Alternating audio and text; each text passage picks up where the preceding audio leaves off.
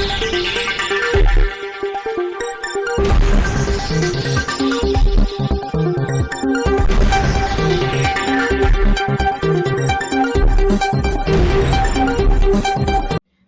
દર્શક મિત્રો, આપ જોઈ રહ્યા છો શિરોડ સમાચાર। ડભોઈ તાલુકાના રાજપુરા ગામે ઓરસંગ નદીમાં યુવકને મગર ખેંચી જઈ મોત નિપજાવ્યું હોવાની ઘટના બાદ મૃતકના પરિજનને આર્થિક સહાય જે વન વિભાગ અને સરકાર તરફથી મળવાપાત્ર હોય છે તે આર્થિક સહાયની ₹5 લાખનો ચેક ધારાસભ્ય શૈલેષભાઈ મહેતાના વરદસ્તે અર્પણ કરાયો હતો। ડભોઈ તાલુકાના રાજપુરા ગામે અમિત પૂનમભાઈ વસાનાઓ નદી કિનારે માછીમારી કરવા ગયેલ હોય જે સમયે અચાનક ઓરસંગ નદીમાં મગર આવી ચડતા મગરના મોનો કોળિયો યુવક બની ગયો હતો।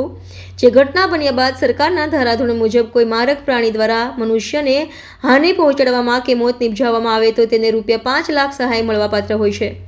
આજે અમિત વસાવાના મોતને ધારાસભ્ય શૈલેષભાઈ મહેતા દ્વારા Dabhoi RFO Kalyaniben Chaudhary, forester જીતેન્દ્રભાઈ Barot, forester Hansaben Rathwa, forester કાજલબેનની ઉપસ્થિતિમાં ₹5 લાખની આર્થિક સહાયનો ચેક અર્પણ કરવામાં આવ્યો। થોડા વખત ગામ રાજપુરા નદી પાસે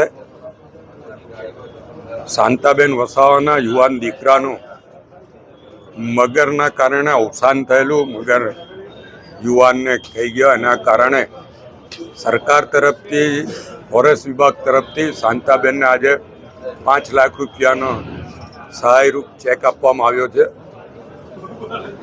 અત્યારે આ મગરોની સમસ્યા ખૂબ વધી ગઈ છે। દેવ હોય, ઢાઢર હોય કે વિશ્વામિત્રી નદી હોય, દરેક ઠેકાણે મગરોનો ઉપદ્રવ વધવાને કારણે આ પરિસ્થિતિ સર્જાય છે। ત્યારે નદી કિનારે ગાય ભેંસ ચરાવવા જતા કે કામ અર્થે જતા લોકો આવી રીતે મગર ખેંચી જતા હોય છે, પણ આવા બનાવમાં પણ સરકાર તરફથી આર્થિક મદદ કરવામાં આવે છે।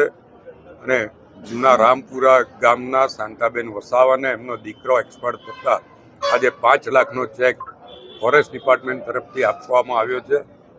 એટલે હું સરકારનો આભાર માનું છું, કારણ કે આવા દુઃખદ પ્રસંગે કોઈને અભિનંદન ના અપાય, પણ સરકાર જે રીતે આર્થિક મદદ કરે છે એ બદલ સરકારના લોકોના પ્રતિનિધિ તરીકે હું આભાર માનું છું।